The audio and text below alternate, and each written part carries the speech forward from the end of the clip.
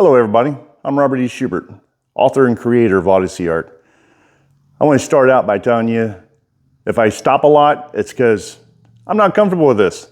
Probably never will be, but I wanted to get on here and just chat with everybody about what it takes to write, a little bit about my background. I know we'll be able to get into everything right now in this video. It'd be hours long. But I wanted to tell you a little bit about myself, show you where I actually do my work and what it takes to become a writer, which I have no clue. I just started writing. Anyways, let's get into it. So let's give you a little tour of the area I do most of my writing in. Ready? Let's go. So here we have a uniform from World War II. It's a colonel's uniform, all original. Now we're going to get into some crazy stuff here. For writing, you got to have a lot of alcohol and a big espresso machine, because Lord knows alcohol helps everything, and espressos cure the alcohol in the morning. Definitely. Anyhow, don't take me serious on that. It ain't really something you need to do. All right, so I got a huge sword collection, because not only do let me just do a panoramic view here, give you kind of a 360, and then we'll go through a few things. So, as you can see, I got a huge sword collection, and the reason for that you'll see here in a minute when we go to the other part of the shop. I'm also a bladesmith and a knife smith, or a bladesmith and a swordsmith. All right, check this out. A lot of them are original katanas, some katanas I'm working on that I've built, like this one here on the table. Also, I have t-shirts and hoodies. You guys can find it at ironheadforge.com. Oh, you can see out there, I like fishing. So, more t-shirts. Here's a logo to my forge shop. It says, Death Before Decaf, Ironhead Forge, yes. Over here you can see, I like to use props. You know, it works your imagination, gets you thinking about different things. I got a lot of different European swords over here, swords back to the Napoleonic War, Revolutionary War, and some I've made. How would you guys like to see some knives I've made? And just tell you now, I did a recording before this, and I didn't notice until then that I talk out of the side of my mouth like Elvis. I don't know why. I didn't have a stroke or anything, so get used to it. Anyways, over here we have my father's burial flag. He served in the Navy in 68-69 in Vietnam on the USS Tutuila. He died 3 years ago from COVID.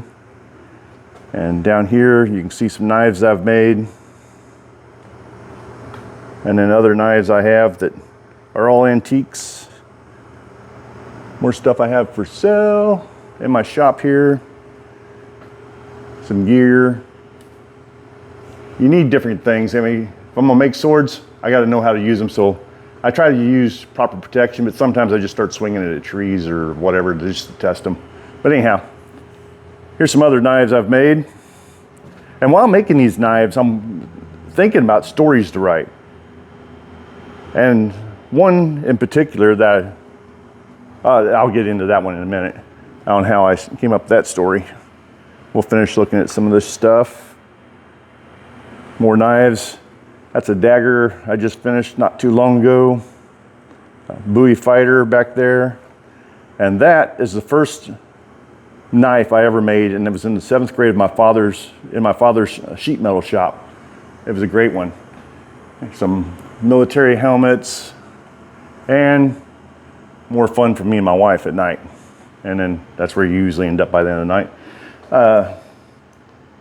I have parts for old katanas that I like to reuse and make new blades for them. Old pocket knives. And then we got some of my favorite things. This is a 49 pan head that has been totally restored.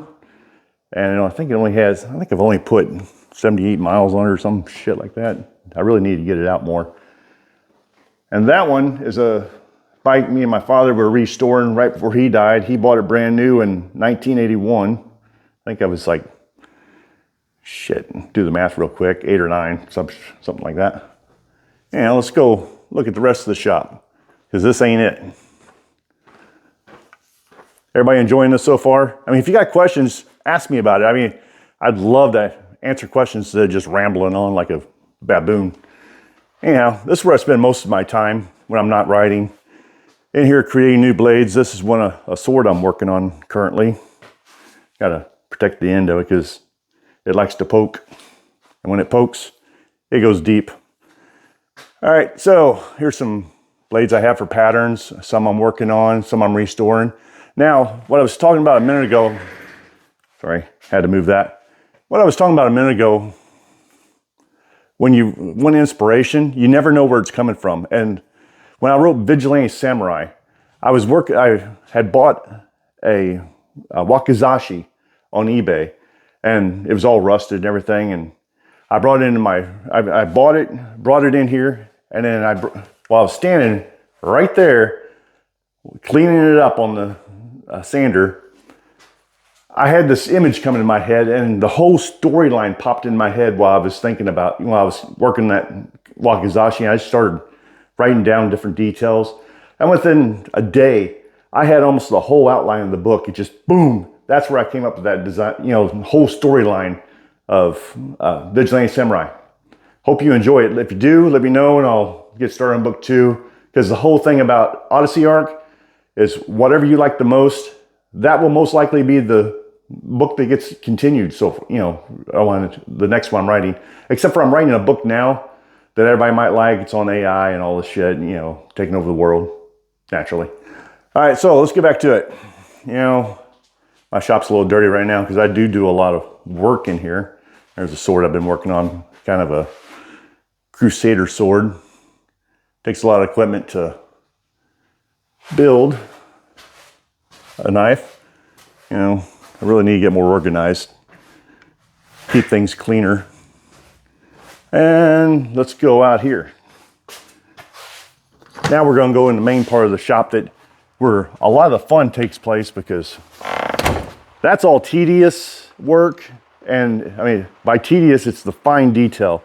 Standing in front of the grinder, that's fun because you start seeing the blade or sword take shape. But you're standing there with your back hunched, making sure you don't screw it up. But the thing I like most is playing with the fire. And here we go. Let me give you a view of the shop. That's my forge. There's a Shelby 2007. It doesn't stay in here when I'm forging. And right here we got another Harley that me, my wife, and father dug out of a junkyard and got running. I painted it. It looked like the Easy Rider when I got it, and then we painted it and got it looking good and running. Awesome bike. Those are some swords I'm working on, different Damascus. I hope you guys are enjoying this, because I try to make it interesting, but I really want to use this time and stuff to talk about people growing up with disabilities and everything, because I grew up with a disability to where I couldn't read. When I graduated high school, I graduated reading at a third grade level. I mean, it just sucked. But I was always in LD classes, learning disability classes, in the 80s. And they basically just threw you in there and tried to forget about you. But in the 7th grade, I knew there was that much wrong with me. I just had a difficulty reading.